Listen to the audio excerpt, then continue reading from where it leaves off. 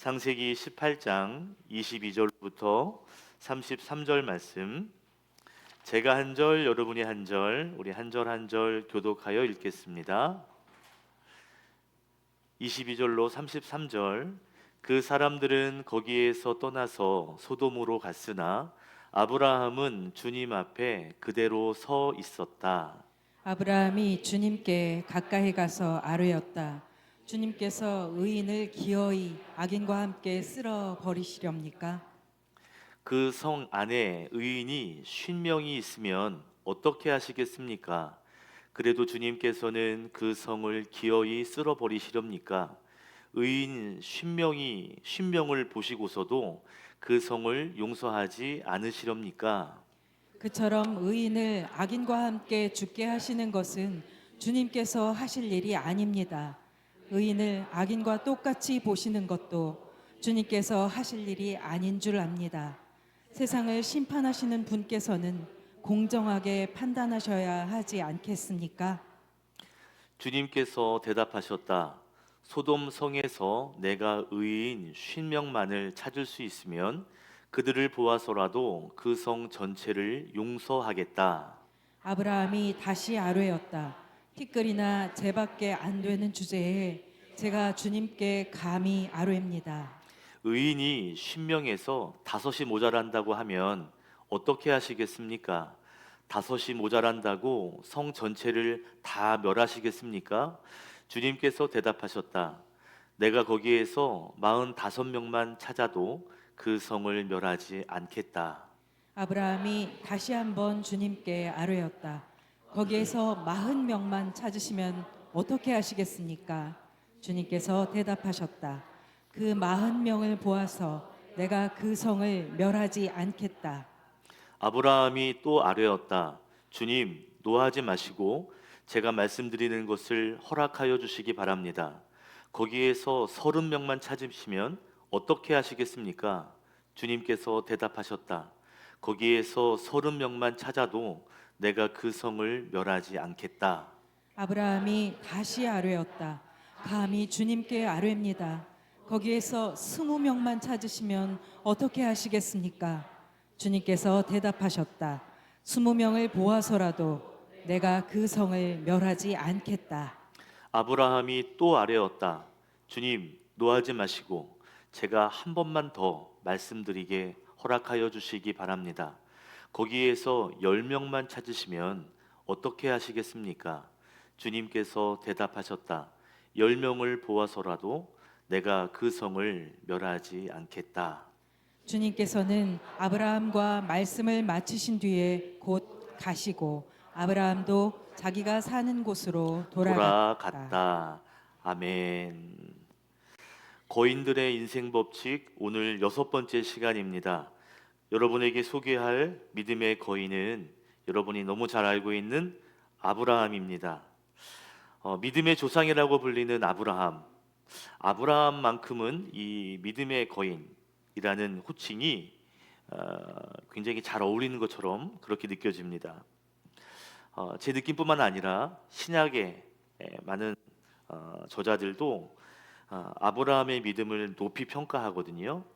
특별히 성경 세 곳에서 아브라함의 믿음을 높이 평가하는 부분을 함께 나눠보도록 하겠습니다. 첫 번째 성경은 로마서 4장 3절입니다.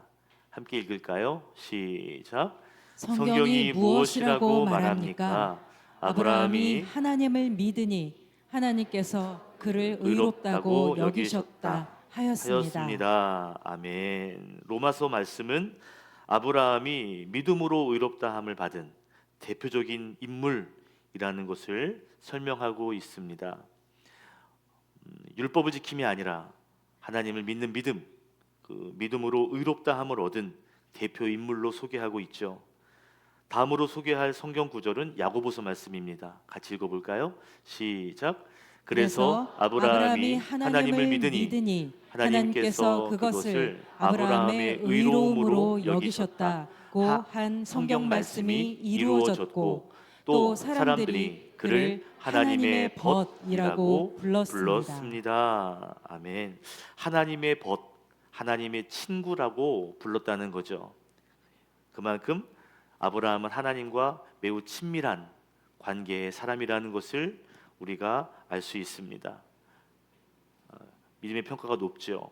자, 세 번째로 아브라함에 대한 평가는 히브리서 11장 믿음장입니다. 같이 읽겠습니다. 시작.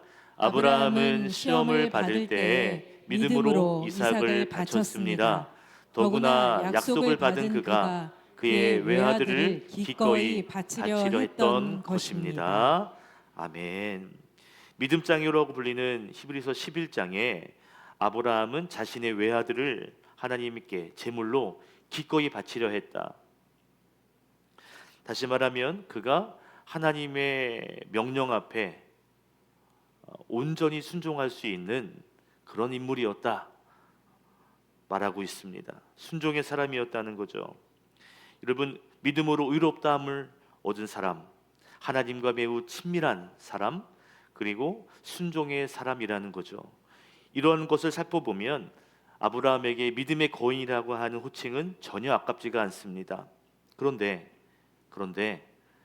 이런 믿음의 사람 아브라함에게도 인간적인 약점이 있었습니다. 그 대표적인 사건이 창세기 12장이죠. 아브라함이 가족을 데리고 애굽을 지나가다가 거기에서 두려움을 느끼죠. 그래서 자기 아내 사라를 누이라고 속이는 사건이 일어납니다. 아내인 사라가 매우 예뻤던 것 같아요.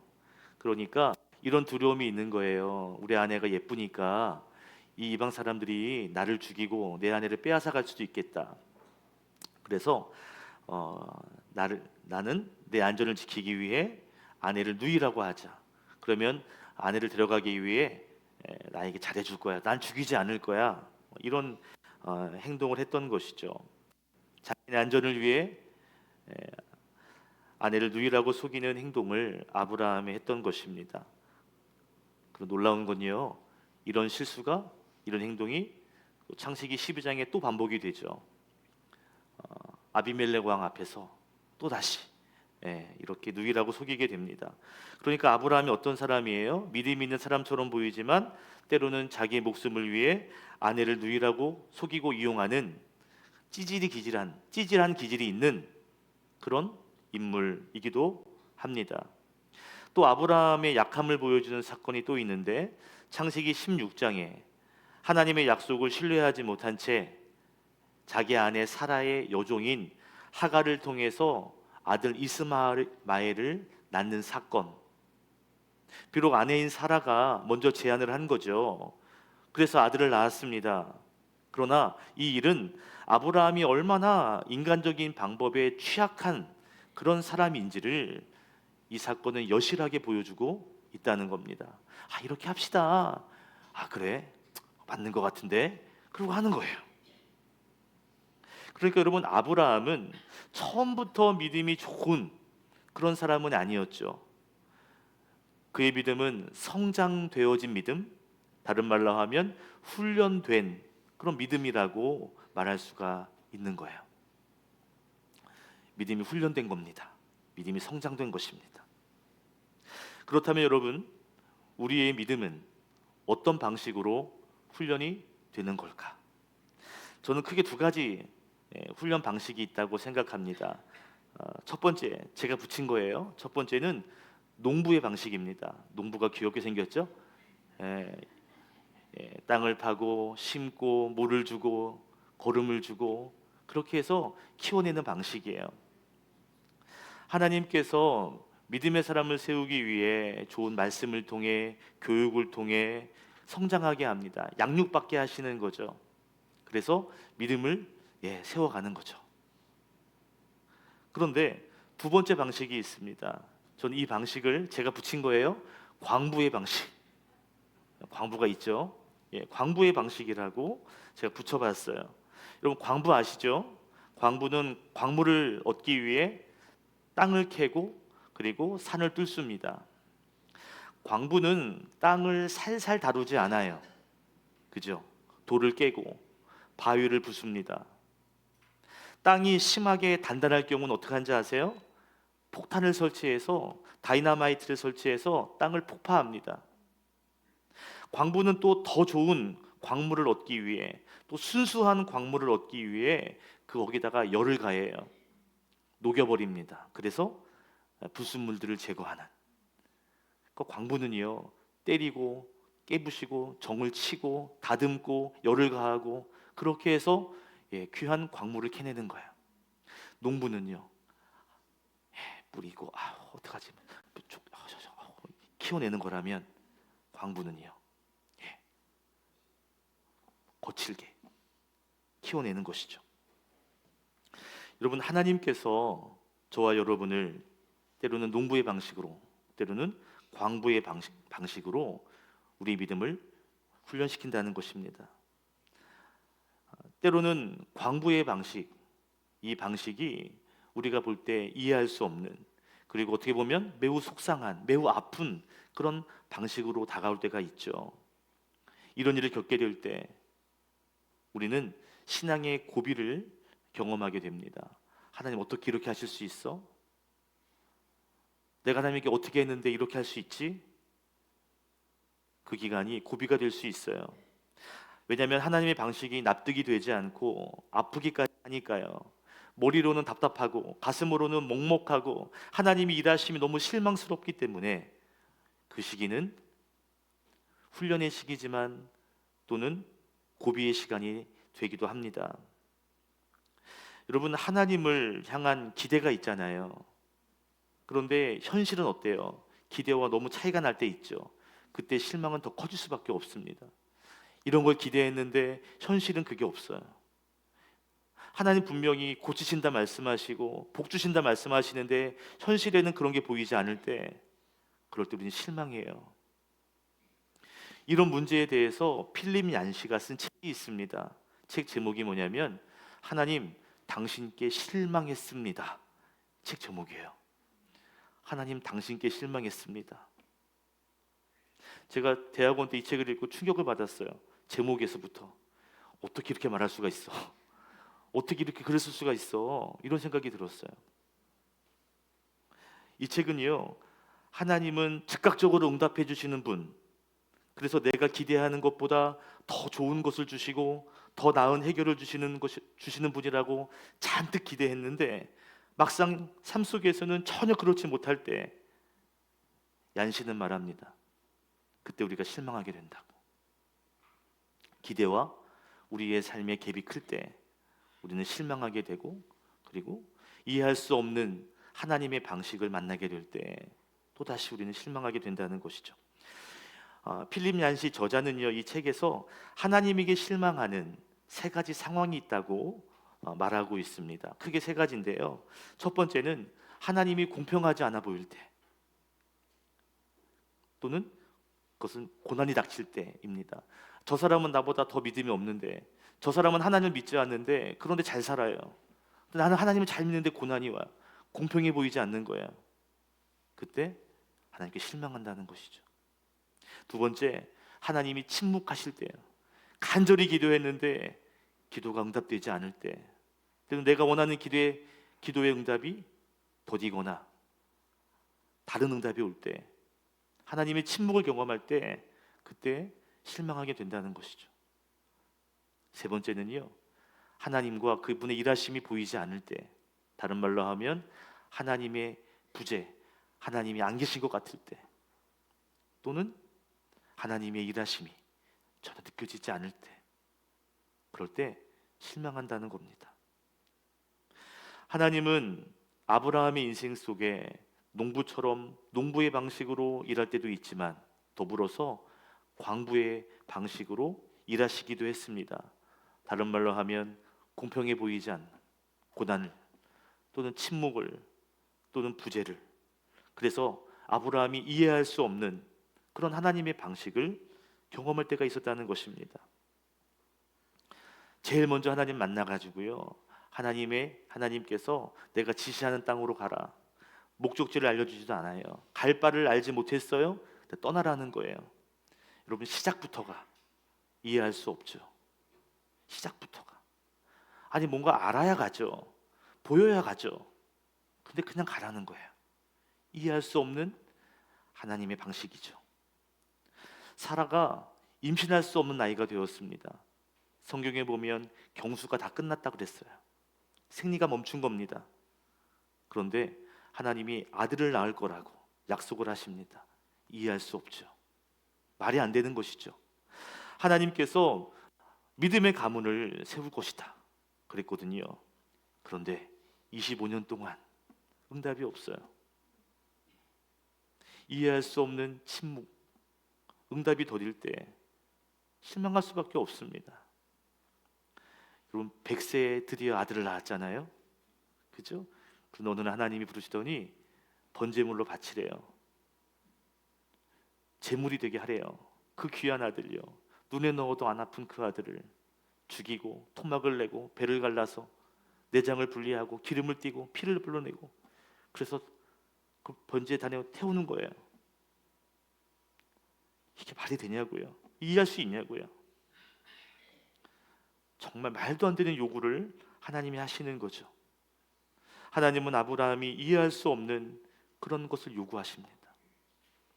여러분, 우리가 이해할 수 없는 하나님의 일들을 경험하게 되면 필립 얀시의 고백처럼 실망하게 돼요.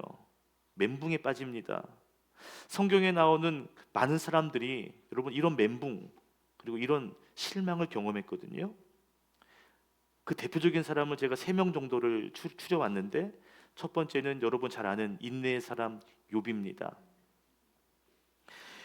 욥은 인내의 사람으로 유명하죠. 그런데 욥기를 보면 하나님께 실망해서 하나님께 막 항변하는 내용이, 그런 기도를 드리는 모습이 많이 나옵니다.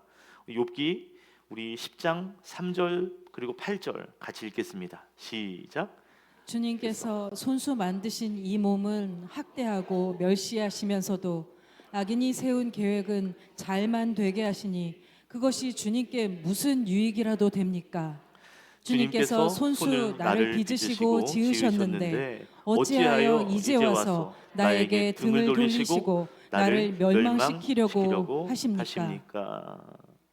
하나님, 내가 하나님께 정말 열심히 살고 하나님 사랑했는데, 아니 나는 학대하시고, 아니 악인이 잘 되게 하시면 하나님에게 그게 유익합니까? 아니 하나님 모르고 하나님 배신하고 하나님과 멀어진 사람이 잘 되고, 내가 하나님 잘 믿는 사람이 안 되면 그게 하나님에게 유익합니까? 이런 일을 왜 하시는 거죠 하나님? 욥이요, 하나님께 막 항변해요. 왜 하나님 저에게 등을 돌리십니까? 이제 와서 왜 나를 멸망하시려고 합니까 하나님? 이게 말이 됩니까? 여러분 몇 년 전에 제가 이 욥기서를 가지고 한 장 한 장 순서 설교를 한 적이 있어요. 수요 예배 때요. 제가 설교를 하면서 깜짝 놀랐습니다. 예전에 읽었던 개역개정 성경에서는 잘 못 느꼈는데요, 새번역 성경으로 설교를 하는데 여러분 욥이요, 하나님께 얼마나 따지고 드는지요. 하나님 어떻게 이럴 수 있어요? 막 이러는 거예요. 저는 욥이 막 아닙니다 하나님, 참을 수 있습니다, 괜찮습니다 이런 줄 알았거든요. 그렇지 않아요. 하나님 어떻게 이럴 수 있습니까? 하나님 이게 뭡니까? 하나님 저에게 이거 해도 해도 너무하는 거 아닙니까? 막 소리를 지르고 항변을 하고요, 막 따집니다. 여러분 읽어보세요. 대단해요 욥이요. 욥이 하나님께 실망했던 그런 인물이었습니다. 두 번째 인물은요, 엘리야입니다. 여러분 엘리야 아시죠? 아합 왕과 이세벨의 악행에 믿음으로 맞서 싸웠던 선지자입니다. 갈멜산에서 바알의 선지자 450명과 하늘에서 불이 떨어지게, 그 신이 진짜 신인 것을 알자 승리하고 450명을 다 죽입니다. 하나님의 능력을, 하나님의 이김을 경험했던 위대한 선지자예요. 그랬던 그가 이세벨 왕비가 죽이겠다고 위협하니까요, 꼬리 내리고 도망치는 거죠. 도망치는 중에 하나님께 기도를 하는데, 여러분 잘 아시는 로뎀나무에서 기도하죠. 같이 읽겠습니다. 시작. 자신은 홀로 광야로 들어가서 하룻길을 더 걸어 어떤 로뎀나무 아래로 가서 거기에 앉아서 죽기를 간청하며 기도하였다. 주님, 이제는 더 바랄 것이 없습니다. 나의 목숨을 거두어 주십시오. 나는 내 조상보다 조금도 나을 것이 없습니다. 하나님의 능력을 경험하고 승리를 경험했던 엘리야였지만 로뎀나무에서 어떻게 기도해요? 죽기를 간청해요. 하나님 이렇게 하실 거면 죽이십시오. 이게 뭡니까? 절 죽이세요. 다른 꼴 못 보겠습니다. 죽기를 기도할 정도로 그는 하나님의 일하심에 실망하고 절망했던 사람이에요. 마지막 한 명 더 하나님께 실망했던 사람을 또 한 명 소개한다면 요나를 들 수 있습니다. 요나의 별명이 뭐라고 그랬어요? 요놈의 나. 요나. 왜요? 하나님의 선지자인 요나가 하나님 니느웨로 가서 그들을 회개시켜라, 말씀을 전해라 라고 했는데 반대, 다시스로 도망합니다. 스페인 지역으로 도망을 치죠. 반대길이에요. 이 일로 인해서 요나는 물고기 밥이 되죠. 그러나 거기서 회개하고 하나님이 니느웨를 보냅니다. 니느웨에서 어쩔 수 없이 회개해라 선포했어요. 기대는 별로 안 했던 것 같아요. 근데 이게 웬일이에요? 니느웨 사람들이 그의 말에 회개하기 시작합니다. 니느웨 성의 모든 사람들이 금식하며 자기 집 안에 있는 짐승들까지 금식시키면서 온 성이 회개하게 되죠. 하나님 어떻게 하시죠? 용서하십니다.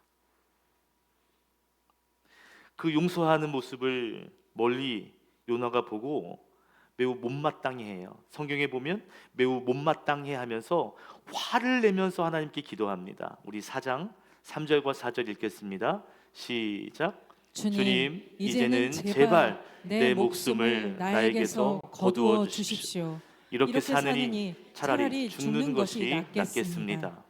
주님께서는 내가 화를 내는 것이 옳으냐 하고 책망하셨다. 엘리야 선지자도 요나 선지자도 선지자잖아요. 목회자잖아요. 그런데 하나님께 실망할 때 죽여 못 살아 못해 죽이세요 이렇게 기도했다는 거죠. 여러분, 하나님은 믿음의 사람을 광부의 방식으로 훈련하실 때가 있다는 거예요. 그럴 때마다 우리는 영적인 멘붕 상태, 멘붕이 뭐예요? 멘탈이 붕괴되는, 그리고 실망하고 절망에 빠지는 그런 상황으로 내몰리게 됩니다. 여러분, 우리 모두가 이런 경험이 있잖아요. 하나님의 방식이 납득되지 않고 그래서 실망할 때가 있었잖아요. 오랫동안 기도했는데 그런데 하나님 응답하시지 않나. 건강의 문제, 재정의 문제, 여러 문제를 놓고 기도했는데 응답하실 때도 있지만 응답하시지 않을 때도 있었잖아요. 그때 우리는 실망하게 돼요. 그리고 하나님 못 믿겠어. 하나님을 신뢰할 수 없게 되는 거죠. 저는 삼형제 중에 장남입니다. 제가 이래봬도 장남이에요. 제 동생, 남동생 둘이 더 있는데요. 제 바로 밑에 동생, 2살 터울 동생 가정에 하나님께서 특별한 아이를 선물로 주셨습니다. 이름이 멋있어요. 오태영. 태영이 멋있잖아요. 이름이. 예, 멋진 이름의 아이인데요. 이 아이는 자폐아입니다.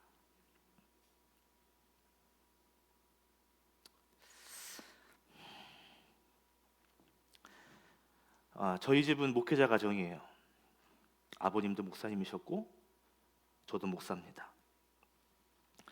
하나님의 일을 위해 헌신을 각오한 가정입니다.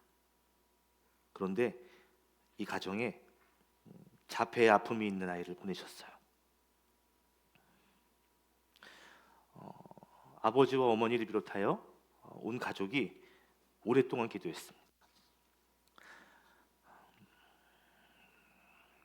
가족이 모일 때마다 1년에 최소한 3-4번은 모이지 않겠어요? 그때마다 자폐 성향을 띠고 있는 그 아이를 볼 때마다 마음속으로 간구했습니다. 하나님, 이 아이를 고쳐주십시오. 하나님, 주님의 손으로 고쳐주십시오.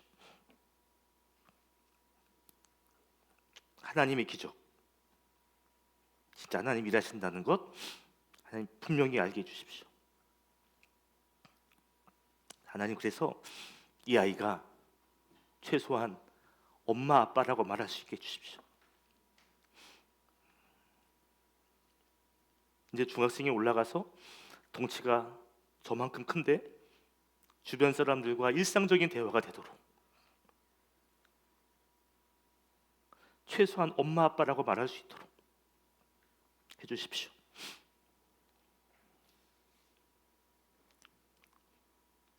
그런데 아직도 하나님 응답해 주시지 않았습니다.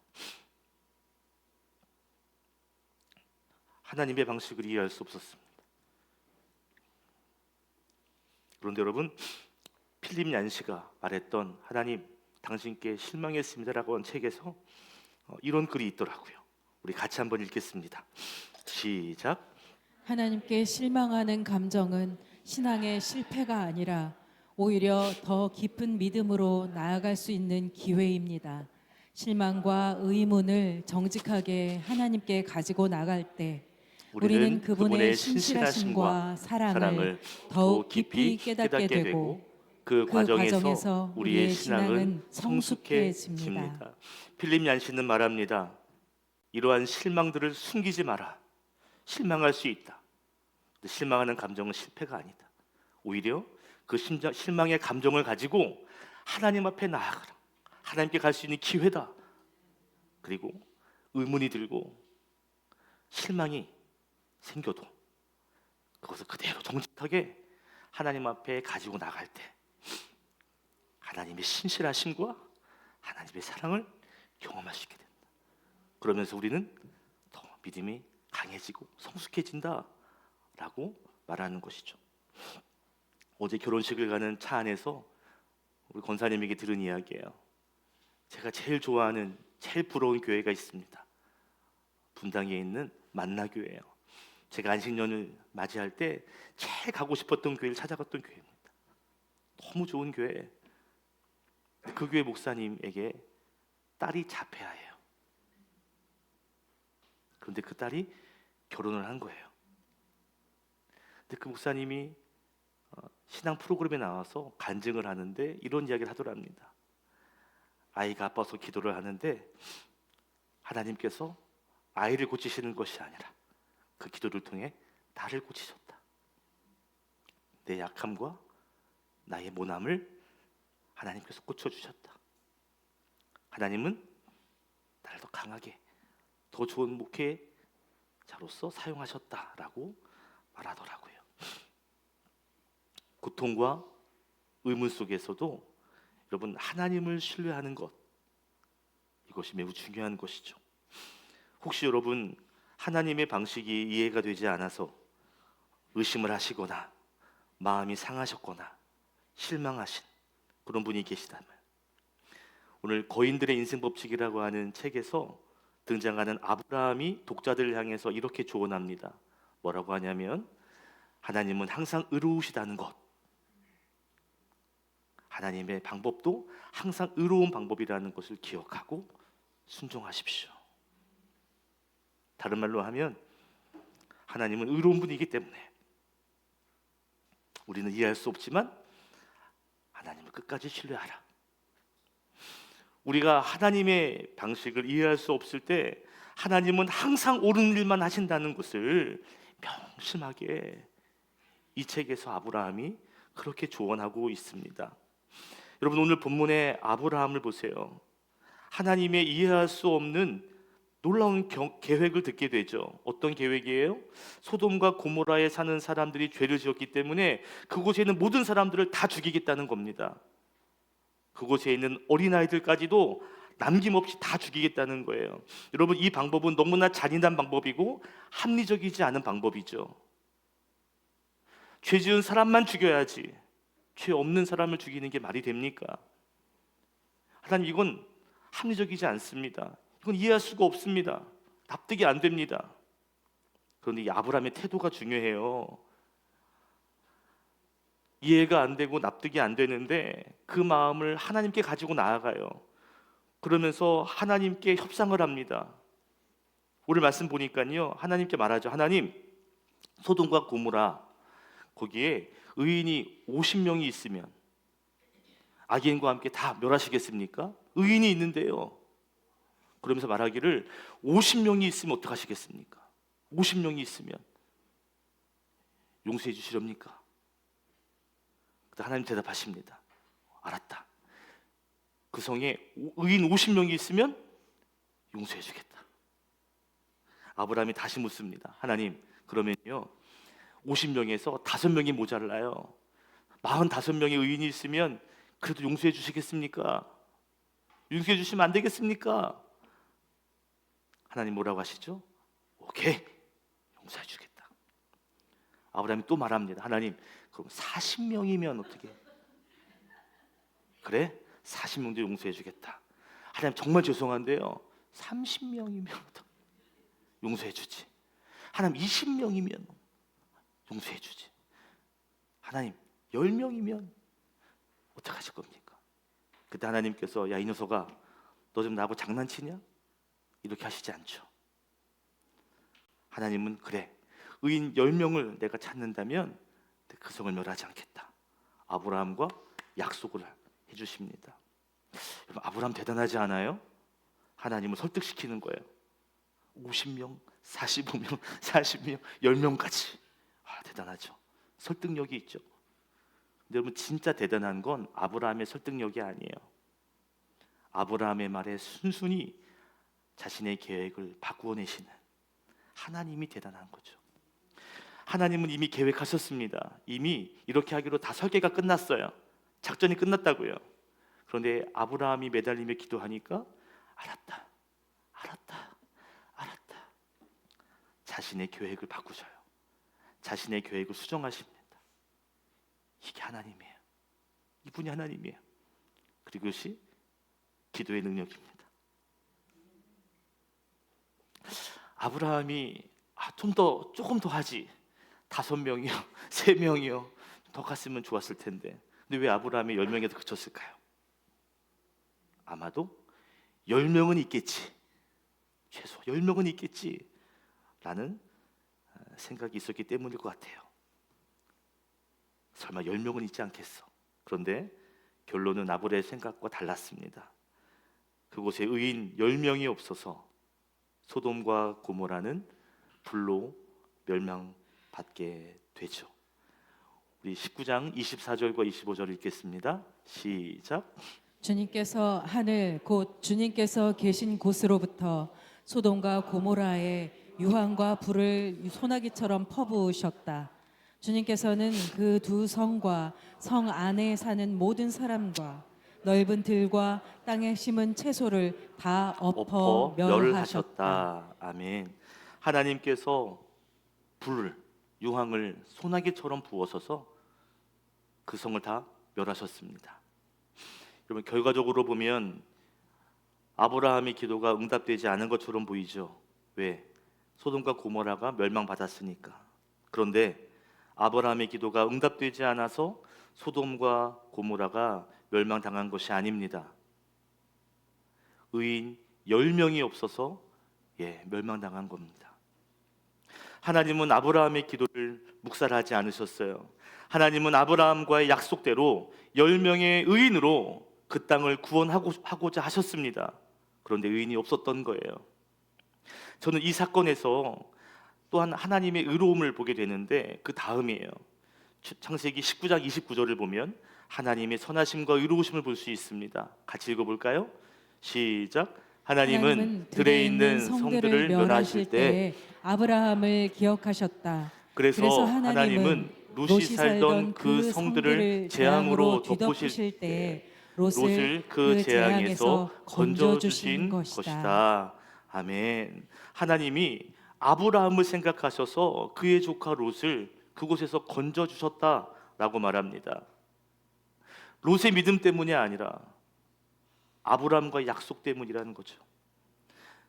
원래대로라면, 하나님과 약속대로라면 사실은 의인 10명이 채워지지 않았기 때문에 다 멸망받는 게 맞아요. 롯도 마찬가지, 멸망받아야 합니다. 그런데 하나님은 아브라함을 생각하신 거예요. 그래서 소돔과 고모라에서 그들이 나와 구원받을 수 있도록 하나님이 역사하셨습니다. 여러분, 아브라함은 이 일을 통해 하나님의 선하심, 그리고 그가 얼마나 의로우신 분인가 신뢰할 수 있게 되었습니다. 그렇구나, 하나님은 그런 분이구나. 여러분, 하나님의 의로움을 믿으신다면 아멘 합시다. 하나님은 선하신 분입니다. 아멘. 우리가 하나님의 의로운 방법을 미처 알지 못할 뿐, 하나님은 언제나 옳은 일만 하시는 줄 믿습니다. 하나님은 원래 선하신 분이요, 원래 의로우신 분이요, 그분이 일하신 스타일도 의로운 거죠. 우리가 이해할 수 없을 뿐, 우리가 알지 못할 뿐, 하나님은 의롭게 일하십니다. 이걸 기억해야 한다는 거죠. 여러분, 우리가 하나님의 방식을 이해할 수 없는 그런 상황을 만나게 될 때 아브라함이 우리에게 했던 말씀 기억해 주십시오. 기억하십시오. 아브라함의 조언을 떠올리십시오. 뭐라고요? 하나님은 의로운 분이고 하나님은 항상 의롭게 일하신다. 이것을 기억하고 순종하는, 그리고 신뢰하는 성도가 되시기를 주의 이름으로 축복합니다. 중요한 건 아브라함이 이해할 수 없는 상황에서 하나님께 계속 말하고 있죠. 50명이요, 45명이요, 계속 하나님께 나아가고 있다는 게 중요해요. 욥도 그랬습니다. 하나님의 방식을 이해할 수 못한 채 그는 고통 속에서 씨름했습니다. 우리는 알고 있지만 욥은 몰랐어요. 왜 이런 고통이 오는지. 여러분, 욥은요 아브라함과 동시대 인물입니다. 의로운 사람입니다. 이유를 알 수 없는 극심한 고통을 겪게 되었을 때 욥은 하나님께 끊임없이 하나님께 질문합니다. 하나님, 왜 이렇게 하시는 겁니까? 아까 우리가 보았잖아요. 하나님, 어떻게 나한테 이럴 수 있습니까? 하나님, 이건 아니잖아요, 하나님. 그런데요, 나중에 욥이 하나님을 알게 돼요. 이해하게 됩니다. 우리 욥기 42장 5절의 말씀을 함께 읽겠습니다. 시작. 주님이 어떤 분이시라는 것을 지금까지는 제가 귀로만 들었습니다. 그러나 이제는 제가 제 눈으로 주님을 뵀습니다. 아멘. 여러분, 욥기서의 결론은 2배의 복을 받았대. 이게 결론이 아니에요. 자녀가 죽고요, 다시 또 자녀를 얻었대요. 그게 무슨 위로예요? 욥기서가 말하는 진정한 회복은 뭐냐면, 그 전에는 귀로만 하나님을 알았어요. 그런데 이 고난을 통해 이 이해할 수 없는 상황을 지나고 났더니 이제는 제가 두 눈으로 하나님을 봅니다. 진짜 하나님을 압니다. 내가 하나님을 더 사랑할 수 있게 됐습니다. 이런 고백을 하는 것입니다. 처음에 하나님의 뜻과 계획을 전혀 이해할 수 없었어요. 그래서 하나님의 침묵에 그는 실망했었습니다.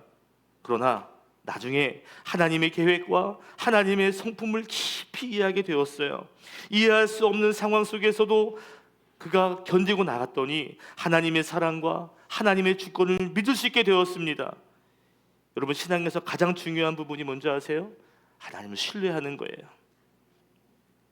여러분, 광부의 방식으로 일하실 때 그 하나님을 통해 우리는 더 하나님을 신뢰해야 될 줄로 믿습니다. 아멘. 혹시 여러분 외상 후 성장이라고 하는 말을 들어보셨습니까? 들어보셨죠? 외상 후의 성장. 외상이라는 것은 뭐 상처일 수 있고 고통일 수 있겠어요. 근데 이런 일들을 겪은 후에 결과가 부정적이지 않고 긍정적인 것으로 변화했을 때 외상 후 성장이라고 하는 말을 사용합니다. 다른 말로 하면 좀 어려운 말이지만 시련으로부터 회복을 넘어선 긍정적인 변화라고도 말하고 있습니다. 하나님은 광부의 방식으로 깨트리고 부수고 다듬고, 그래서 거칠지만 그 방식으로 우리를 변화시키고 성장시킨다는 것이죠. 외상 후 성장. 하나님은 이걸 원하시는 거예요. 성장하기를, 변화되기를, 더 거룩해지기를 원하시는 겁니다. 이지선 교수가 쓴 꽤 괜찮은 해피엔딩이라고 하는 책을 작년에 주제로 설교한 적이 있습니다.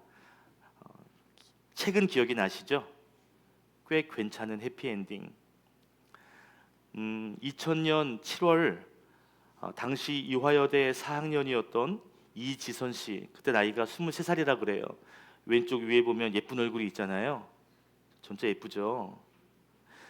그날 도서관에서 밤에 공부를 마치고 오빠 차를 타고 귀가하는 중에 음주운전 차량이 박았어요. 사고를 냈습니다. 그런데 불이 나가지고요. 그래서 전신 화상을 입었습니다.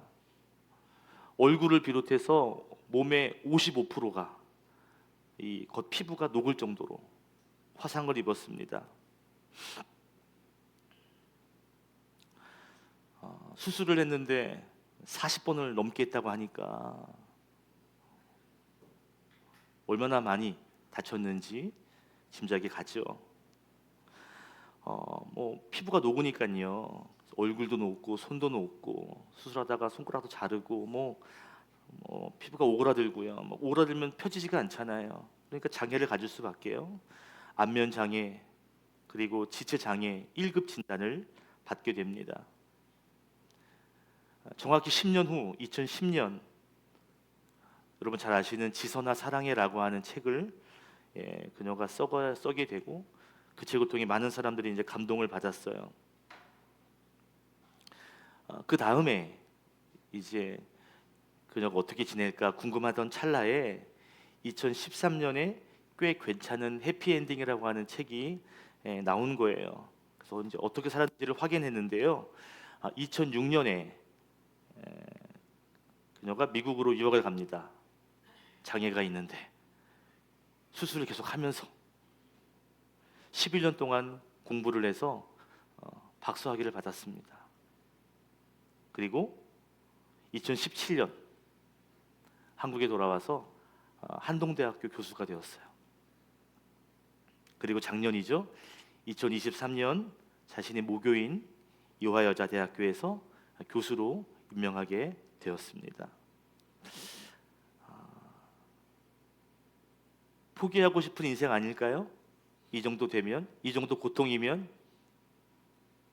이렇게 예쁜 얼굴이 이렇게 무너졌다면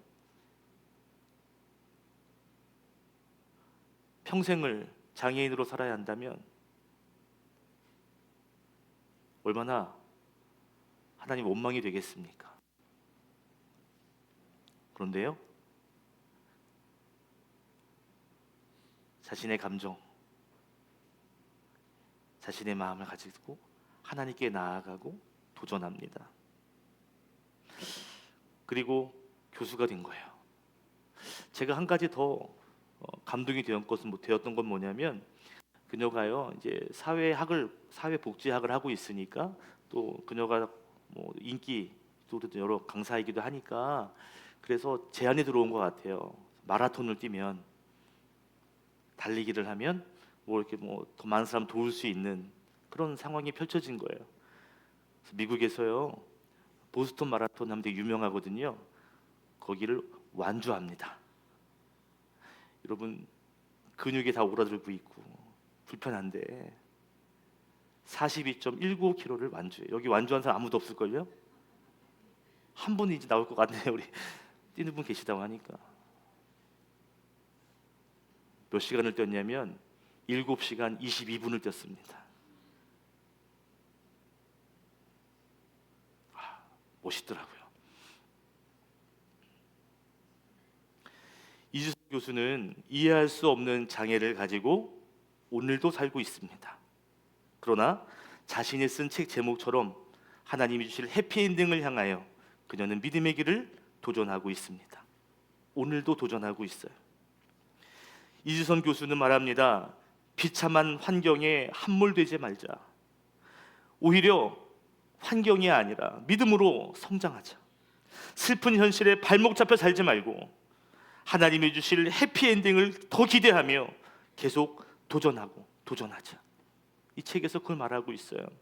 여러분 아까 말씀드린 외상 후 성장이라고 하는 말 이지선 씨가 한 말입니다.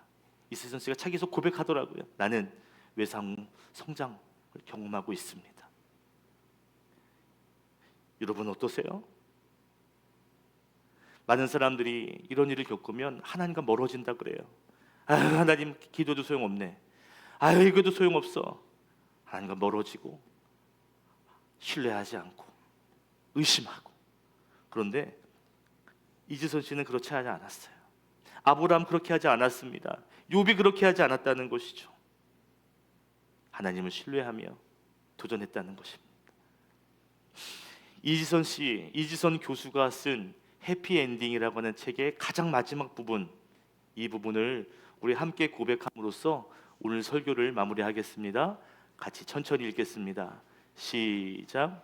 나는 꿈에도 생각하지 못한 커다란 불행을 만났지만 지금 꽤 괜찮은 해피엔딩으로 나아가고 있습니다. 당신의 인생에도 나쁜 일이 생겼지만 그것이 나쁜 일로 끝나지 않을 수 있습니다. 그 안에서 좋은 것을 이끌어낼 수도 있다는 말입니다.